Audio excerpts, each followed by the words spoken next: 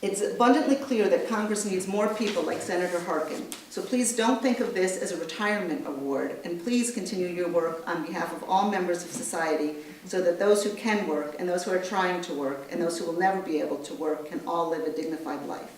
Thank you again for all your work, and congratulations on receiving NOSCR's Distinguished Service Award. Oh, thank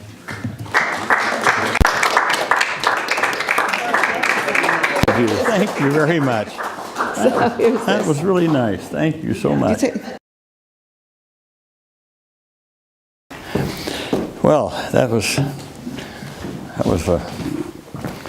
very nice. Thank you very much for those kind words, and thank you for being here this morning, everyone. Let me thank a few people. Let me thank NOSCR for all your great work. I thought it was 1989 when I first spoke to NOSCR, but I could be mistaken. Maybe it was, but it was right around that time, right around that time. And so how did I get to know about NOSCR? Well, who else but Judge Pratt, of course, sort of keeping me abreast of what was going on. Of course, Bob and I had worked in legal aid in Des Moines before that, but now I was in the House and then in the Senate. In fact, when I first ran for the House in Southwest Iowa, Bob was in law school at Creighton. And I remember him coming across the river to our place. We had that little place in Council Bluffs. Anyway, it was we had some place that we had our campaign out of. So he would come over and work on our campaign. And then, wouldn't you know it, we then both wind up at Legal Aid together here in Des Moines, along with Al Parrish and a few other people at that time. And then Bob went on to do great work for Social Security claimants, and then got me involved. So I blame it all on Bob Pratt. And then I was able to hopefully not only return the favor to him, but I think to society in general and to our state and the federal judiciary by getting Bob on the federal bench as a district court judge here in Iowa. I did not start out to be a legal aid lawyer. Actually, Ruth Harkin, my wife, who is here, we both went to law school together. And interesting story. My last year in law school, my last semester in law school in Washington, I was running for Congress, which is an interesting story in itself. But Ruth had lined up a job with legal aid in Des Moines with Bob Overbellig. But in the meantime, someone talked her into running for county attorney in Story County.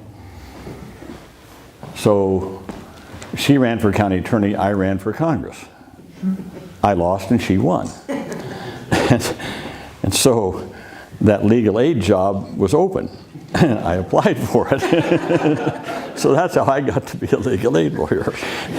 And then Ruth, as county attorney in Story County, and I know we have someone here from Story County, Ruth started the legal aid, Story County Legal Aid, which I think is still operating, isn't it? It is, yeah. Yeah. So Ruth started the legal aid program in Story County as a county attorney in Story County in those years.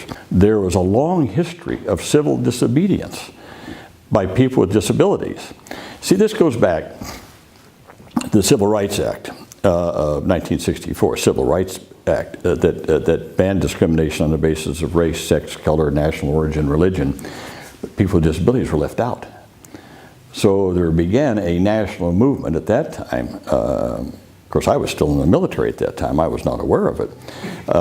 To have a broad civil rights bill for people with disabilities. Well, this sort of went on in the early 70s. We had, well, the Education of All Handicapped Children's Act, which I renamed IDEA in 1990, as a matter of fact, 1989 or 90, somewhere in there. And then there was a couple of other things. Oh, Section 504. Maybe some of you know what section of the Rehab Act that came in.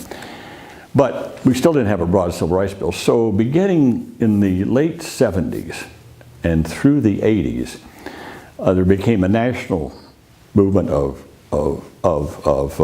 civil disobedience, what Martin Luther King Jr. called creative nonviolence. And some of you, well, you won't remember, you're too young. But anyway, there was an organization called ADAPT.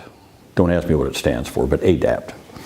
And they became sort of the shock troops for the disability movement.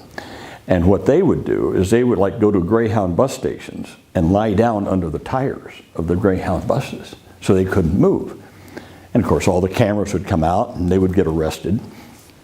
And so they began a whole series of national civil disobedience movements by people with disabilities to disrupt the normal flow of things and bring attention to the discrimination that was rampant in society. I remember two basic things. I remember one time when they invaded the Dirksen office building. I was in the Hart office building, and they got all the wheelchairs around Jesse Helms's office. Jesse Helms was a senator from North Carolina who was kind of a thorn in our side on getting the bill through. And so they had chained themselves around his office, and the police had to come up and take him away and all that kind of stuff. One time they chained themselves across Independence Avenue, that comes right by the Capitol, rush hour traffic. And they got the wheelchairs across and then chained themselves all together across there. Blocked traffic. It just created havoc in Washington, D.C. And my staff person, Bobby Silverstein, said, "You got to come out and see this." It was late in the day, 5 o'clock, rush hour traffic. And so I went out there and I was observing this. And it was starting to get dark. So this was early spring. And so all the police wagons came up, and of course I knew Bob Kafka and a lot of the people that were in ADAP. They were all in their wheelchairs, chained together, usually chanting something. And the police came to arrest them. And they had to bring these bolt cutters and cut the chains and all that kind of stuff. And then they brought the paddy wagons. But the paddy wagons were not accessible. They couldn't get the wheelchairs into the paddy wagons. And so they were all laughing at these police, saying, "You can't even arrest us," legitimately. So that was sort of their civil disobedience. Now, I will say, again, to refresh memories or to bring back something, we passed the ADA in the Senate. I introduced it in 1988. Actually, I was not the first person to introduce the Americans with Disabilities Act. The first person was a Republican, a senator by the name of Lowell Weicker from Connecticut. Actually was the first introducer of the ADA. I was his chief co-sponsor. But see, the Republicans were in charge of the Senate at that time. Then he got defeated. And then it fell to me. Then the Democrats took over. Then I picked up the bill and reintroduced it as the ADA in 88. Right, 1988. And then in 1989, we passed it in the Senate in the fall of 1989. But we couldn't get it through the House. The House had it all bollocksed up in committees, and a lot of people nipping at it, and we couldn't get it through the House. Finally, in March of 1990, I get a phone call from Bob Kafka, the head of ADAPT. He's an old Vietnam War veteran. And I always thought his name was kind of fitting, Kafka. He was always plotting and planning different things. So he called me in the morning. He said, "Senator," he said, "I'm going to help you get that bill out of the House. It's time we got to get that bill." I said, "Oh." But he was always getting arrested for something. He was always doing things that would get people arrested. So he called me and said, "I'm going to help you get that." I said, "Well, what are you going to do?" He said, "Watch the news tonight." I thought, oh my God, what's he going to do today?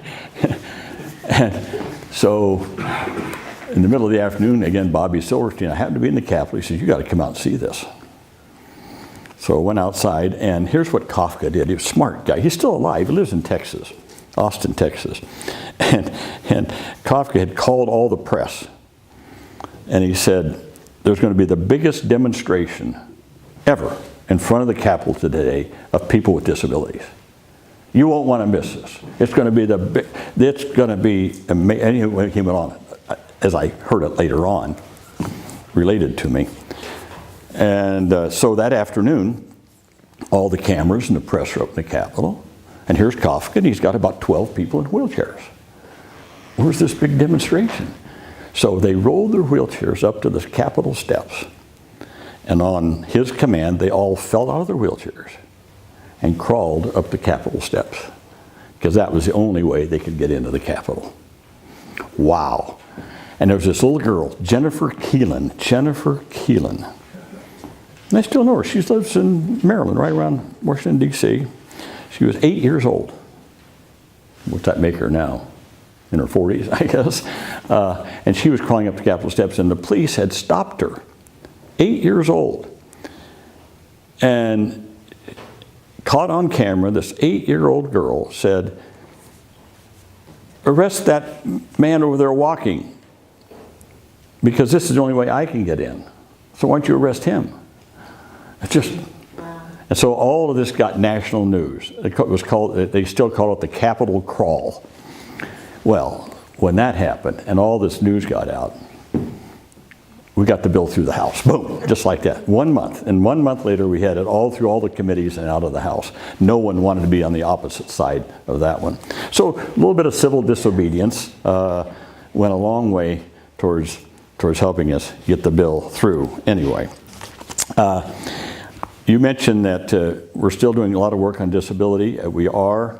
The Institute here at Drake is doing a great job. As you mentioned last night, we had our annual Charlie Cook lecture. The director of the Institute, the executive director, is Joseph Jones. I don't know if any of you know him, but I hope you meet him. Joseph Jones, and running the Institute. And so we're doing different things at the Institute, but one of the big things we do deals with disability issues. And you can look up HarkinSummit.org, HarkinSummit.org. And that is our now becoming annual international conference on employment of people with disabilities. I decided when I retired to mostly focus my efforts in that area, employment. As you know, you mentioned the 4 goals of the ADA is what? Equal opportunity, full participation, independent living, and economic self-sufficiency. Well, full participation, well, we've done pretty good. Equal opportunity, we're doing all right. Independent living, better and better. But the one thing that we haven't done is we haven't cracked economic self-sufficiency. That means jobs, real jobs for people with disabilities. And so I decided to focus on that. And that's what this international conference is about, is how do we accelerate the employment of people with disabilities in real jobs, not make work, but real active jobs for which they are qualified. What are the support mechanisms that are required? What does government need to do? What does the private sector need to do a better outreach for people with disabilities employment? And here's where NOSCR and you've done such great work in informing the public. There's so much confusion out there about disability and working. There's a lot of people think that if you qualify for disability, you can't do anything. You just got to go home and sit home and suck your thumb or something. That's not so. Disability means that you can't be gainfully employed, maybe in an area in which you have been employed, for which you have been trained or which you've done in the past. But it doesn't mean you can't work. And as you know, I kept pointing out to people, I don't know how many times I've done this in committee or on the floor, that you can earn money and still get Social Security disability. It's not much. And there's always that discrepancy between blind and non-blind. Don't get me going on that one. But it's about $1,100 a month now or something like that you can still earn and still qualify for SSDI, Social Security disability payments. Good again, but you have to have paid into the system, as you know, to qualify for SSDI. And then, beginning in about 2010, and that's what happened with 2011 with my hearings and stuff, they began closing a lot of offices all over the United States. And this bothered me and a lot of other people. because it was the one connection that people had. They could go and actually talk to a person and meet someone. But I guess, okay, I said, okay, fine, you can't keep every office open, I got it, but we got to keep as many as possible open. And so there began some consolidation, closing of small offices. I remember we closed some in Iowa, Creston, and a few other places like that. But we tried to keep as many open as possible. The onslaught has been to try to separate people away from their government, to have that kind of a social contact with people. And you know, they say, well, you can go online. You can go online. Well, you know, I can remember having hearings on this and how so many people over, well, if you're talking about Social Security, over 65, but people on Social Security disability don't have access to the internet. And especially if you live in rural areas, you don't have broadband. So you don't really have that kind of access that others might have. I don't remember all the figures, but it was about somewhere close to 50% of people who qualify for SSDI have no access to the internet. They just don't, either because of income, because of where they live, various other things. They just don't have access to it and don't use the internet at all. And so they need that personal kind of contact. The wait times have gotten awful. I don't know what it is now, maybe probably a couple of years now, I suppose. You know better than I do what the wait times are. And it is true that a lot of times people die, they wait get their benefits, they die, or they go on and on and on and they get discouraged. Even though they qualify, they get discouraged. And then I mentioned to some of my young friends back here, Max, who are in your old law firm.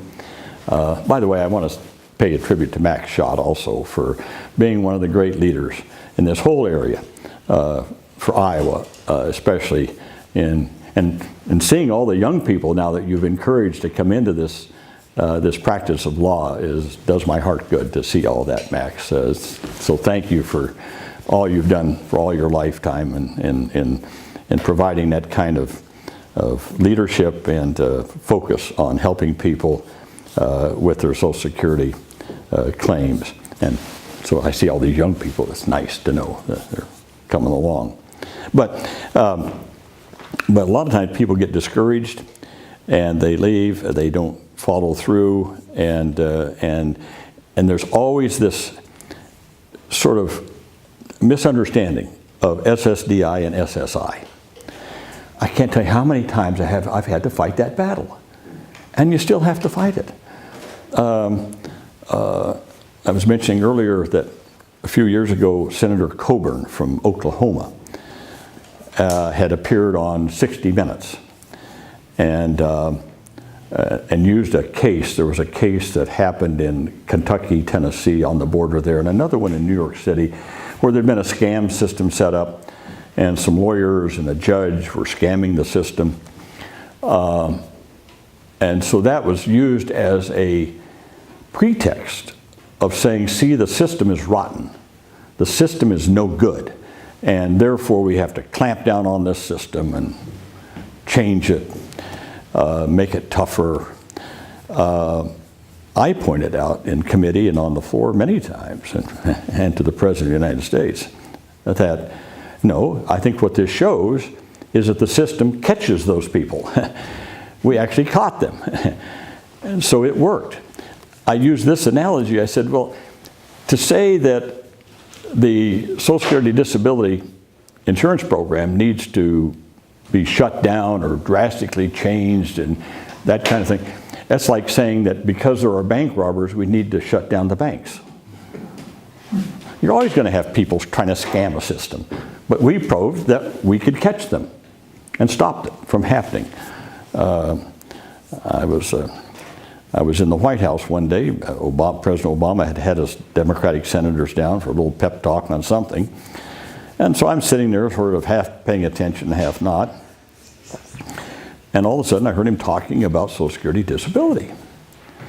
and how we have to agree with some of the people on the other side of the aisle that, that there's some abuses in this system, and that he had been apprised of the fact that a lot of people who live in rural areas, for example in the South and other places, were embarrassed. They didn't want to take welfare, so they applied for Social Security disability. And so they would get Social Security disability. I thought, whoa, where did this come from? And out of the clear blue. Well, it came from Tom Coburn and that whole thing. And so I went back to my office. I had taken notes. I called his chief of staff and I said, whoa, we got to nip this one in the bud right away. This is wrong, and I'm going to send you a lengthy memo on this, which I did. And then they came to see me. They wanted to talk to me. Not Obama, but his people come down. And they wanted to know more about this. So I said, here are the facts. Here's how you qualify for SSDI. It's not SSI. And no, just because you don't want welfare, you can't get on SSDI. Maybe you can get SSI, depending upon your assets. Now, if you got less than a couple of $1,000s, well, you all know all that stuff. Then you can get on SSI, but not SSDI. You got to pay into the system. Oh, well. And then I confronted Barack Obama with it. I was at the White House once for some social function, and he was there, and I went up and I talked to him about it. And I said, I'm telling stories out of school, okay? So, because he'd been on our committee. I'd served with him in the Senate. He'd been on the Help Committee with me. And so I said to him, I said, you know, I heard this, and I've been working with your chief of staff and others, but I said, Mr. President, this is not right. I said, you know, you can't always just take at face value what Tom Coburn says. Whew, boy, did he go. He took great umbrage at the fact, I didn't get that from Tom Coburn. I knew I had touched a nerve. Well, long story short, that ended that whole thing, and I think President Obama then became apprised of what the situation was, and that ended that whole thing about tilting towards Tom Coburn's theory and view of SSDI. Well, that's just going on. I shouldn't go on so long on this. I mentioned Nosker and Nancy Shore. Nancy Shore, by the way, is on the National Advisory Committee for the Harkin Institute now. So I didn't know if you knew that or not. So we're pleased that we continue that association there. Pardon? I'm sorry, I thought someone said something. Well, anyway, the fight goes on, and I got to tell you that this recent tax bill in the Senate is a dagger at the heart of people with disabilities. Now, here's what I mean by that. I've said many times that Medicaid, some people look upon Medicaid as sort of, what am I trying to say? Some kind of welfare or some kind of safety net kind of thing like that, right? For a person with a disability, Medicaid is their key to freedom. It is their key to be able to go out and participate in the social life, to be able to get a job. If you don't have Medicaid, a lot of times they can't even get to work or apply for a job. It's their key to education. For a person with a disability, Medicaid is not a safety net. It's their key to be a part of society. And what this tax bill does in terms of attacking Medicaid is a dagger. A dagger. It's just awful what it's going to do for people with disabilities. And I'm very fearful of this. I'll tell you another story out of school. I've worked very closely with NICL. That's the National Center on Independent Living. NICL, it's the independent living movement. That's been key in this for the last, well, since the ADA, has been Marka Bristow out of Chicago. She's led this whole independent living movement for all these years. A very dear friend of mine. And NICL wanted to have me intervene and get a hold of John McCain, who's always been a great supporter of our disability work. He's been one of my go-tos on the Republican side for this. And of course, they wanted to honor him for his vote on the Affordable Care Act earlier this year. So I've been trying to line up a thing with John McCain for in the next week or so for Nickel to give an award. I just got an email from Margaret Bristol saying the board just informed her, stop this. If John McCain votes for this tax bill, it undoes everything that he ever did on the Affordable Care Act. It will just decimate it, and so they would not give him the award if he votes for the tax bill. And I understand just from my reading last night, Ruth, I mentioned, I'd read that John McCain has said he's going to vote for the tax bill. Right, yeah. I mean, this is just terrible. Now, I just haven't had the time. If I could, I'd like to get a hold of John McCain and say, wait a minute, do you understand what this does for people with disabilities? I don't know if he's been apprised of that or not. But it looks like they may vote on that today, huh? I don't know. If it's off till next week, maybe I can get a hold of John McCain and maybe at least try to nudge him a little bit on it. But anyway, the only reason I ended on that note is to basically say I thank Nosker for all the great work you've done forever, but to let you know, we haven't reached that promised land yet. And we're going to need all you young people and all your attorneys to continue to advocate for and to fight for people's rights, the right, I mean, under the Social Security law, and to do all we can to start to cut back that wait period to make sure that people's rights are vindicated. Justice delayed is justice denied, and so many of these people has been delayed year after year after year, and the cases go on, and many of them are in economic dire straits. And they deserve to have their cases heard by administrative law judges, and to have their rights vindicated. So that we're going to need you even more in the future, especially if this stupid tax bill goes through. And so that's just my charge to you. Don't give up. Continue the fight, and this will turn. This will turn. Sometimes people have to maybe lose a little bit of what they had to understand the rights that they did have. And I think if this thing moves like it is, I think in a very short period of time, well, short being a couple of years or so, people will realize what the heck has happened. And then we'll come back to a more sane, rational, compassionate understanding of the nature of people's lives when they become disabled. So, thank Nosker again. Thank you for the award. I didn't mean to go on so long, but as you can tell, I love this subject. And if there's anything, I don't miss the Senate. Okay, I want to get that off my chest right now. But I do miss working with people like you and with Nosker. But I think we'll continue our work together, maybe with the Institute and with the Summit and things like that, and we'll continue that, and especially with Nancy being on our National Advisory Committee board. So again, thank you all very much. Thanks for the award, and keep doing the wonderful work you're doing on behalf of people who need your help. Thanks.